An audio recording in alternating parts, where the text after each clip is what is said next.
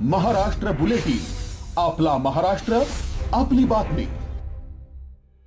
लैंगिक शोषण प्रकरणात संशयित असलेल्या कथित पत्रकार रवींद्र एरंडे याच्यावर नाशिक पोलिसांनी कठोर कारवाई केल्याची माहिती समोर आली आहे।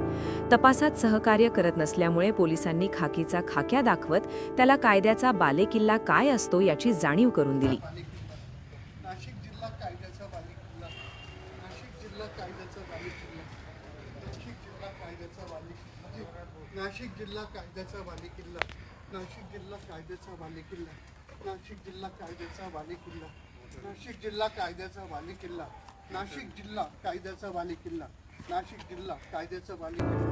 मिळालेल्या माहितीनुसार संबंधित प्रकरणात एरंडे याच्याकडून पोलिसांना अपेक्षित सहकार्य मिळत नव्हते।